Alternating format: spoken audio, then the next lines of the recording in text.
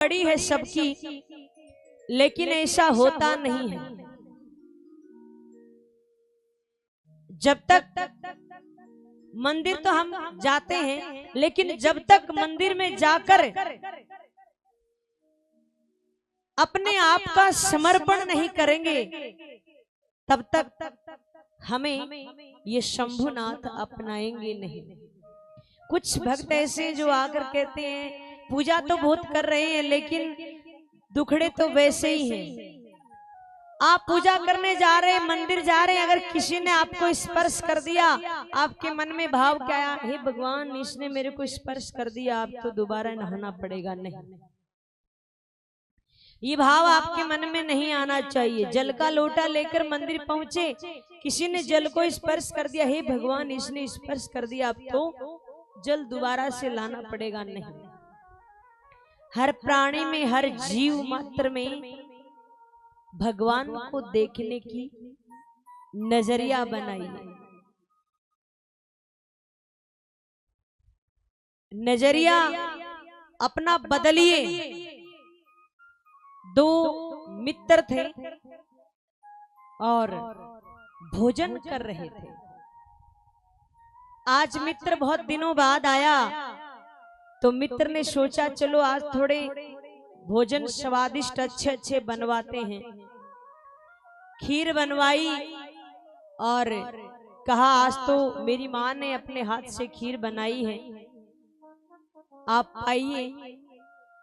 वो मित्र जैसे खाने के लिए प्लेट को उठाया तो कहा अरे इसमें तो मक्खी पड़ी है।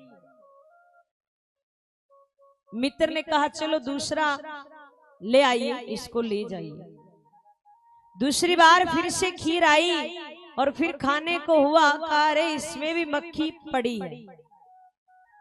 अब मित्र ने कहा चलो हो गई होगी गलती, चलो ले आइए दूसरी प्लेट। तीसरी बार खीर की प्लेट आई, उसको देखा, बोलो मित्र इसमें भी मक्खी पड़ी। मित्र ने सोचा 3 बार आ गई, क्या बात है, देखें तो सही।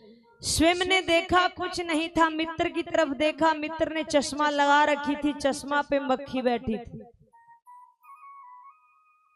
मित्र ने कहा मक्खी खीर में नहीं है, मक्खी आपके चश्मा पर बैठी है, अपने चश्मा को साफ कीजिए।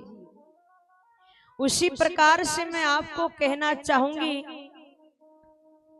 कि आपके जो चश्मा जो लगी हुई है, इस चश्मा को साफ कर और अंदर वाली चश्मा से उस परमपिता परमेश्वर को देखने की कोशिश कीजिए, ताकि आपका प्रेम उनके चरणों में बढ़े, आपकी प्रीति हो। आप कथा सुन रहे हैं, आपको कथा सुनकर जरा बहुत भी हमारे ठाकुर जी के चरणों में अगर प्रेम हो जाए, तो हम समझेंगे कि हमारा यहाँ आना साकार हुआ। लेकिन अगर आप समझेंगे चलो आ गए कथा में और चले गए, 7 दिन बड़ा आनंद आया, और फिर कथा संपन्न होने के बाद अगर आप उसी माहौल में आ गए तो कोई फायदा नहीं। अगर कथा श्रवण करने के बाद आपको इस प्रियतम से प्रेम हो गया, तो मान लीजिए आपका कथा सुनना साकार है।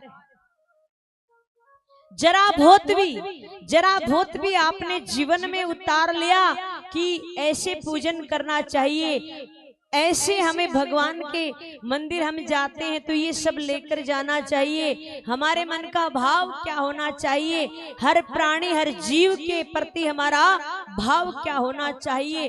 अगर ऐसा कुछ भी भाव अगर आपके मन में बन गया, तो मान लीजिए आपका कथा श्रवण करना साकार है, सफल है। जरा बहुत भी अगर परिवर्तन आ गया तो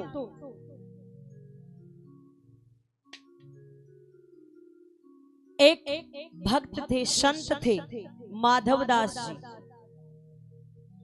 और माधवदास जी परम भगत ऐसी संत एकांत में छुपकर लताओं में छुपकर वो भगवान का भजन करते थे। लताओं में ब्रज की गुजारा किया करेंगे। बड़ा प्रेम प्रभु से माधवदास का, और माधवदास जी क्या करते, दिन भर एकांत में भजन करते,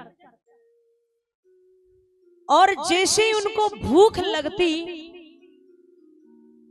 तो संतों का भंडारा हुआ करता था, वहां पहुंचते और जो पत्तल में बचा हुआ शीत प्रसादी जो मिलती, उनको एक मिट्टी का करवा होता उनके पास में, उनमें रखकर वो ले आते और उनको बड़े भाव से पाते।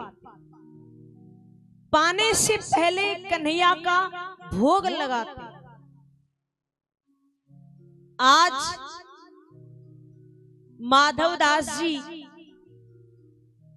भजन कर रहे हैं, भगवान की याद में बैठे हैं, और भजन करते करते करते करते इतना समय हो जाता है, जैसे ही भूख लगती है करवा लेकर दौड़ते हैं और वो शीत प्रसादी संतों के आश्रम से लेकर आते हैं। भूख इतनी जोर से लगी थी कि आज कन्हैया का भोग लगाना भूल जाते हैं, लेकिन जैसे ग्रास मुख में रखा तुरंत याद आ जाता है कि आज तो भोग नहीं लगाया। अगर निगल जाते तो कोई बड़ी बात नहीं थी, लेकिन जैसे मुख में रखा याद आ गया। अब माधवदास जी क्या करें, उसको निगले तो ठाकुर जी का भोग नहीं लगाया, और उगले तो संतों का प्रसाद है, उगले तो कैसे उगले, बड़ी दुविधा में। अब तो माधवदास जी और कुछ याद नहीं आ रहा, रोते जा रहे हैं। मैं क्या करूं, मेरे से ऐसी गलती कैसे बन गई, इस ग्रास को निगलू तो कैसे निगलू है कन्हैया, तेरा भोग नहीं लगाया, और उगलू तो कैसे उगलू इसको, क्योंकि संतों का प्रसाद है। शाम हो गई रोते रोते, लेकिन उसको निगला नहीं, मेरे कन्हैया से रुका नहीं गया, और कन्हैया आ गए। जैसे भगवान दिखे, माधवदास जी हाथ जोड़ लेते हैं, चरणों में प्रणाम कर रहे हैं, और नेत्रों से अश्रु धार बह रही है। अब